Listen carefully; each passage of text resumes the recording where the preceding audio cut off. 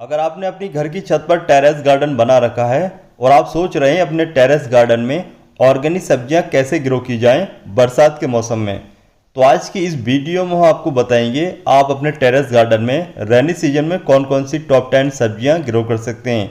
आज की इस वीडियो में हम आपको बताएंगे 10 ऐसी सब्जियों के बारे में जिनको आप अपने टेरेस गार्डन में बहुत ही आसान तरीके से ग्रो कर सकते हैं। आज की इस वीडियो में जो हम आपको 10 सब्जियों के बारे में बताने जा रहे हैं, उन सब्जियों की पूरी अपडेट के बारे में भी इस वीडियो में दिखाएंगे। मतलब बीज लगाने से लेकर फल हार्वेस्ट करने तक पूरी जानकारी इस वीडियो में देंगे। तो इसलिए आज की इस वीडियो को आप शुरू से लास्ट तक जरूर देखें, वीडियो को बीच बीच में से बिल्कुल स्किप न करें। इसके अलावा अगर आप हमारी ये वीडियो फेसबुक पर देख रहे हैं तो हमारे पेज को लाइक, अगर यूट्यूब पर देख रहे हैं तो हमसे जुड़ने के लिए हमारे चैनल को सब्सक्राइब जरूर कर लें। बरसात के मौसम में उगने वाली टॉप 10 सब्जियों में सबसे पहले हम बात करेंगे लौकी के बारे में। लौकी को साल में 2 बार उगाया जाता है, गर्मी के मौसम में और बरसात के मौसम में। अगर आप गर्मी के मौसम में लौकियां खाना चाहते हैं तो इसके लिए आपको लास्ट फरवरी से लेकर के लास्ट अप्रैल तक लौकी के बीज को लगाना होता है। लेकिन अगर आप पूरी सर्दियां लौकियां खाना चाहते हैं तो इसके लिए आपको रेनी सीजन में लौकी के बीज को लगाना होता है। गर्मी के मौसम में लौकी ग्रो कर रहे हैं या फिर बरसात के मौसम में लौकी ग्रो कर रहे हैं, यहाँ पर एक बात का ये ध्यान रखना होगा, आपको बीज उसी हिसाब से लेना होगा। मतलब जिस मौसम में लौकी का ग्रो कर रहे हैं उसी लौकी के बीज को आपको लेना होगा। बरसात के बीज और गर्मी के बीज दोनों अलग अलग बीज होते हैं, तो खासतौर से बीज खरीदते समय इस बात का ध्यान रखें। इसके अलावा जैसे कि हम गर्मी के मौसम वाली लौकी ग्रो करते हैं तो सर्दियाँ के लास्ट तक ग्रो करते हैं, जब हल्की हल्की सर्दियाँ रह जाती हैं तब ग्रो करते हैं। तब हमें लौकी की पौध तैयार करनी होती है, उसके बाद में उस लौकी के पौध को बड़े गमले में लगाना होता है। लेकिन अगर आप रेनी सीजन में लौकी के बीज लगा रहे हैं तो आपको पौध तैयार करने की ज़रूरत नहीं है, बल्कि आप डायरेक्ट बीज बड़े गमले में लगा सकते हैं। लौकी का एक पौधा ग्रो करने के लिए आपको कम से कम 18 इंच का गमला चाहिए होता है। वैसे आप गमले की जगह इस तरीके के खाद के कट्टे का इस्तेमाल करते हैं तो ये आपके लिए बहुत ही अच्छा होगा, क्योंकि जो लौकी के पौधे होते हैं उनकी जड़ें काफ़ी गहराई तक जाती हैं और गहराई वाला पॉट मिलना मुश्किल होता है। इसके अलावा पॉट हम खरीद भी लेते हैं तो काफ़ी महंगा पड़ता है। इस तरीके के खाद के कट्टे हमें काफ़ी सस्ते पड़ते हैं और इसके अलावा इनमें मिट्टी भी काफ़ी ज़्यादा आ जाती है और मिट्टी के साथ साथ जो इसकी गहराई है वो काफ़ी अच्छी हमें मिल जाती है। इससे हमारे जो लौकी की जड़ें हैं वो अच्छी तरीके से ग्रोथ कर पाती हैं। इसके अलावा अगर हम बात करें लौकी को ग्रो करने के लिए आपको बीज कैसे लेना चाहिए, तो आपको यहाँ पर इस बात का ध्यान रखें, आपको जो बीज लौकी के खरीदने हैं वो अच्छी कंपनी के खरीदने हैं। इसके अलावा लौकी के बीज को खरीदते समय यहाँ पर एक बात का ये ध्यान रखें, आप लौकी के बीज ऑनलाइन न खरीदें, क्योंकि ऑनलाइन में क्या होता है कि दूसरे मौसम के बीज आ जाते हैं, उसके बाद में बीज ग्रो भी होते हैं तो उन पर फल लगने के बहुत ही कम चांस होते हैं। इसलिए खासतौर से ध्यान रखें, आपको जो लौकी के बीज खरीदने हैं वो अपने लोकल एरिया की किसी भी बीज की दुकान से खरीदने हैं। चलिए अब हम लौकी के बीज को लगा लेते हैं, लेकिन यहाँ पर बीज को लगाने से पहले एक काम और करना चाहिए। लौकी के बीज को कम से कम 12 घंटे यानी कि एक रात के लिए भिगो के रख दें। भिगो के रखने के बाद अगर आप लौकी के बीज को लगाते हैं तो आपके लौकी के बीज बहुत ही कम समय में ग्रोथ स्टार्ट कर देते हैं। अपने टेरेस गार्डन में लौकी के पौधों को कैसे ग्रो करना चाहिए इसके बारे में पूरी जानकारी चाहते हैं तो इसके बारे में हमने पहले ही अपने चैनल पे लौकी के बारे में वीडियो अपलोड कर रखी है। आप चाहें तो उस वीडियो को देख करके लौकी को उगा सकते हैं। इसके अलावा जैसे लौकी के लिए मिट्टी कैसे तैयार करनी चाहिए, लौकी के पौधे पर जो छोटे छोटे फल आते हैं वो क्यों गिर जाते हैं, लौकी के पौधे को बीमारी से कैसे बचाना चाहिए, इसके अलावा लौकी के पौधे को कौन सा फर्टिलाइजर देना चाहिए ज़्यादा फलों के लिए, इसके बारे में ही हमने अपने चैनल पर वीडियो अपलोड की हुई है। उन वीडियो को देख करके आप अपने टेरेस गार्डन में ढेर सारी लौकियाँ प्राप्त कर सकते हैं। अब हम बात करेंगे दूसरे नंबर पर कौन सी सब्जी हमें ग्रो करनी है अपने टेरेस गार्डन में। रेनी सीजन में आप करेला भी ग्रो कर सकते हैं अपने टेरेस गार्डन में। जैसे कि आप यहाँ पर देख सकते हैं, सिर्फ 15 इंच के गमले में हमने ये करेले की बेल को ग्रो किया हुआ है और आप बेल की ग्रोथ देख सकते हैं। बेल की ग्रोथ बहुत ही अच्छी तरीके से चल रही है, काफ़ी ऊंची ये बेल हो चुकी है। यहाँ पर जैसे कि आप देख सकते हैं बाइंड नेट हमने लगा रखा है, तो बाइंड नेट तक इन बेलों की ग्रोथ हो चुकी है। इसके अलावा यहाँ पर जैसे कि आप दूसरी साइड में देख सकते हैं, यहाँ पर करेले भी लग चुके हैं। तो जैसे कि हमने आपको बताया कि लौकी को साल में 2 बार ग्रो किया जाता है, गर्मी के मौसम में और रेनी सीजन में। ठीक उसी तरीके से आप करेला भी दो बार ग्रो कर सकते हैं साल में, गर्मी के मौसम में और रेनी सीजन में। करेले के बीज ग्रो करने से पहले आपको यहाँ पर एक बात का ये ध्यान रखना होगा, बीज को आपको कम से कम 12 घंटे तक पानी में भिगो के रखना के बाद ही बीज को लगाना होगा। इससे पहले यहाँ पर एक बात का ये ध्यान रखें, जहाँ से भी आप बीज खरीदें उनको आपको बताना होगा कि आपको रेनी सीजन वाला ही बीज खरीद लेना है। जैसे कि आप लोग जानते हैं कि अगर हम ऑनलाइन खरीदते हैं तो दूसरे मौसम का बीज आ जाता है, उसके बाद में उस पर फ्रूटिंग नहीं हो पाती है। तो इस तरीके की दिक्कत से बचने के लिए आप अपने लोकल एरिया की दुकान से बीज को खरीदें, और बीज खरीदते समय ध्यान रखें उनको बताना होगा कि आपको रेनी सीजन वाला करेला ग्रो करना है। तो इस तरीके से आप करेला भी अपने टेरेस गार्डन में रेनी सीजन में ग्रो कर सकते हैं और बहुत सारे करेले ऑर्गेनिक तरीके से ग्रो करके अपनी बॉडी को मार्केट में मिलने वाली जहरीली सब्जियों से बचा सकते हैं। चलिए अब हम बात करेंगे तीसरे नंबर पर हमें कौन सी सब्जी को ग्रो करना है।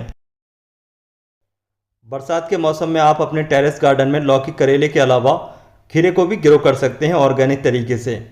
खीरा आप साल में 2 बार ग्रो कर सकते हैं, रेनी सीजन में और गर्मी के मौसम में। जैसे कि मैंने आपको बताया कि गर्मी के मौसम का बीज अलग होता है और बरसात के मौसम का बीज अलग होता है, वैसे ही खीरे के बीज भी बरसात के अलग होते हैं और गर्मी के अलग होते हैं। तो इस टाइम आप खीरे को भी आसानी से अपने टेरेस गार्डन में ग्रो कर सकते हैं। लेकिन यहाँ पर एक बात का ये ध्यान रखें, खीरे पर बहुत सारी बीमारी लगती है, खासतौर से माइट्स की। जो माइट्स होता है वो आपके खीरे की पत्तियों को ख़राब कर देता है। तो आपको टाइम टू टाइम अपने पौधों पर ऑर्गेनिक इंसेक्टिसाइड का इस्तेमाल करना होगा। नीम ऑयल या फिर दूसरा कोई भी ऑर्गेनिक इंसेक्टिसाइड इस्तेमाल कर सकते हैं। माइट्स को आप ऑर्गेनिक तरीके से कैसे दूर करें, कौन सा आपको ऑर्गेनिक इंसेक्टिसाइड इस्तेमाल करना चाहिए जिससे आपको अच्छा रिजल्ट मिले, अगर इसके बारे में आप जानना चाहते हैं तो आप हमें कमेंट बॉक्स में कमेंट करके बता सकते हैं, हम उसके बारे में वीडियो अपलोड कर देंगे। तो जैसे कि दोस्तों आपने जाना, लौकी और करेले के बीज को लगाने से पहले आपको 12 घंटे तक पानी में भिगो कर रखना होगा, उसके बाद उन बीजों को लगाना होता है। ठीक वैसे ही आप खीरे के बीज को भी 12 घंटे भिगो कर रखने के बाद इनको मिट्टी में लगा सकते हैं। लेकिन अगर आप गर्मी के मौसम वाला खीरा ग्रो कर रहे हैं तो गर्मी के मौसम में क्या होता है कि खीरे की पहले पौध तैयार करनी होती है, उसके बाद में उस पौध को बड़े गमले में लगाना होता है। लेकिन रेनी सीजन वाले को आपको पौध तैयार करने की ज़रूरत नहीं है, बल्कि आप डायरेक्ट इसके बीज मिट्टी में लगा सकते हैं। मिट्टी तैयार करते समय यहाँ पर ध्यान रखें, आपको जो मिट्टी है वो थोड़ी रेतीली मिट्टी तैयार करनी होगी। जैसे करेला या फिर लौकी की जो मिट्टी तैयार करनी होती है वो अलग तरीके से होती है, लेकिन खीरे की मिट्टी थोड़ा रेतीली होनी चाहिए। रेतीली मिट्टी तैयार करने के लिए आपको 40% नदी की रेत, 40% अपने गमलों की गार्डन की मिट्टी और 20% उसमें गोबर की खाद या फिर वर्मी कंपोस्ट, तीनों को अच्छे तरीके से मिक्स करने के बाद किसी भी गमले में या फिर खाद के कट्टे में, जैसे कि आप यहाँ पर देख रहे हैं, या फिर जो आटा चावल की बोरी आती है उसमें मिट्टी भरने के बाद बीज को लगा दें। कुछ दिनों के बाद आपके बीज अच्छे तरीके से ग्रोथ करना स्टार्ट कर देते हैं। बरसात के मौसम में आप अपने टेरेस गार्डन में लौकी, करेला, खीरे के अलावा तोरई को भी बहुत ही आसान तरीके से ऑर्गेनिक ग्रो कर सकते हैं। तो जैसे कि आप यहाँ पर देख सकते हैं, हमारे टेरेस गार्डन में हमने ये तोरई को भी ग्रो किया हुआ है और हमने यहाँ पर काफ़ी सारी तोरई भी हार्वेस्ट कर ली हैं। इन तोरई का साइज़ मार्केट में मिलने वाली जहरीली सब्जियों के मुकाबले बहुत ही अच्छा है। बिल्कुल साइज़ आप देख सकते हैं, मार्केट में जैसी तोरई आती है बिल्कुल वैसा ही इसका साइज़ भी है। तो इस तरीके से आप अपने टेरेस गार्डन में बहुत सारी तोरई ऑर्गेनिक तरीके से ग्रो करके अपनी बॉडी को मार्केट में मिलने वाली जहरीली सब्जियों से बचा सकते हैं। जैसे कि मैंने आपको बताया, दूसरी सब्जियों को ग्रो करने से पहले आपको कम से कम 12 घंटे तक उन सब्जियों के बीज को पानी में भिगो कर रखने के बाद लगाना होगा।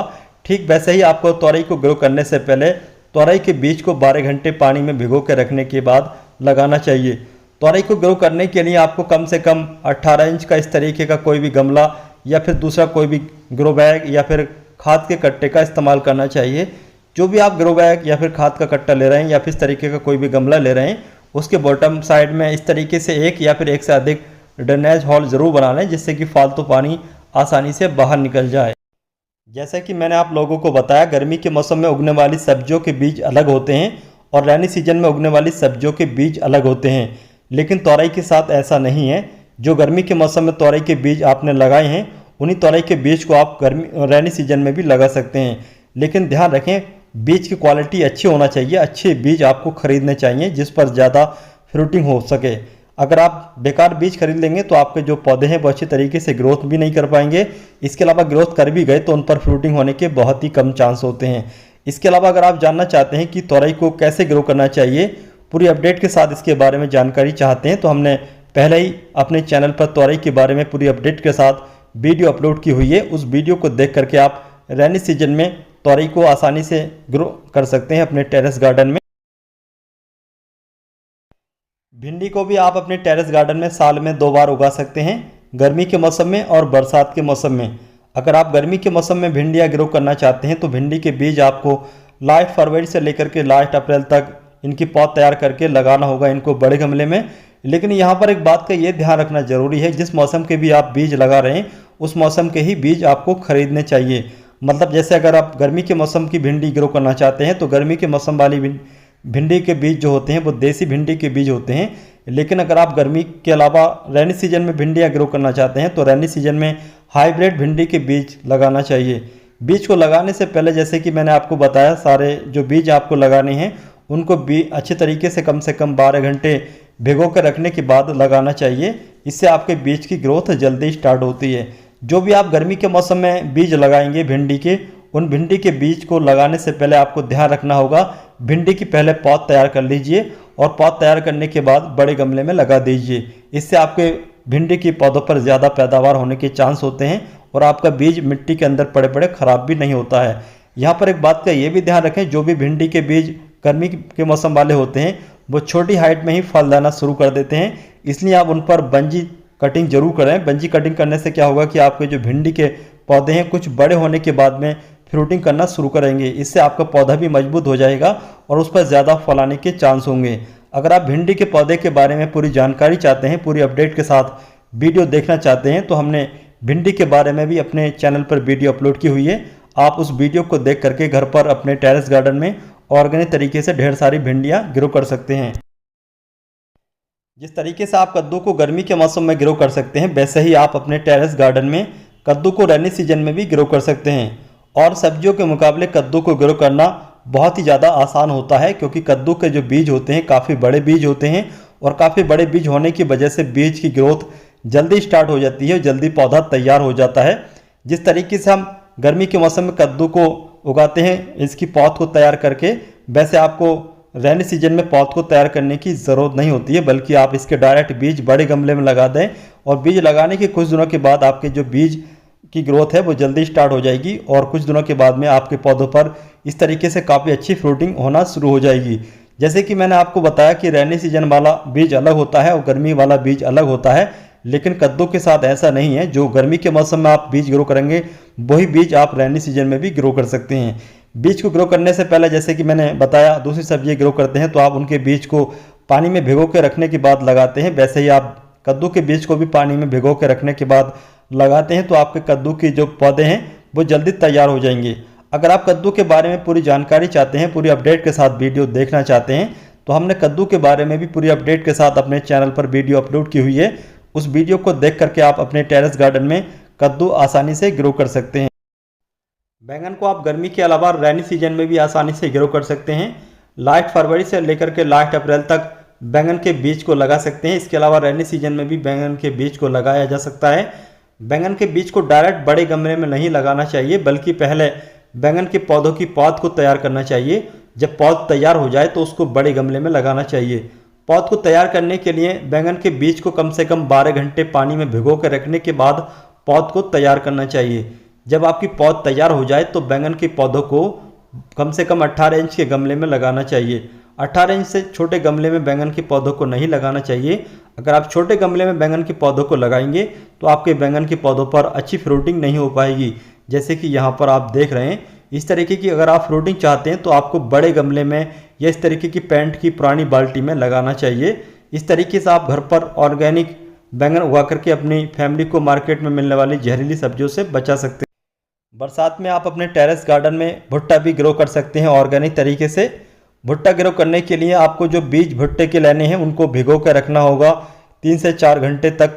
3 से 4 घंटे पानी में भुट्टे के बीज को भिगो के रखने के बाद बीज को आप किसी भी गमले में लगा सकते हैं या फिर किसी भी क्यारी में लगा सकते हैं। भुट्टा ग्रो करने के लिए जो आपको क्यारी या फिर जो भी गमला चाहिए होगा उसकी गहराई 12 इंच होना चाहिए। 12 इंच से कम का कोई भी क्यारी या फिर गमला नहीं लाना चाहिए। इसके अलावा जो भी आप मिट्टी इस्तेमाल करें, मिट्टी अच्छी होना चाहिए, उपजाऊ मिट्टी होना चाहिए। जहाँ तक कोशिश हो भुट्टा ग्रो करने के लिए आपको ताज़ा मिट्टी खेत से मंगाना चाहिए। पुरानी मिट्टी में भुट्टा नहीं लगाना चाहिए। भुट्टा ग्रो करने के लिए आपको 70% अपने गमलों की गार्डन की मिट्टी या फिर खेत की मिट्टी, उसके अलावा उसमें 30% अच्छे तरीके से पुरानी गली सड़ी गोबर की खाद का इस्तेमाल करना चाहिए।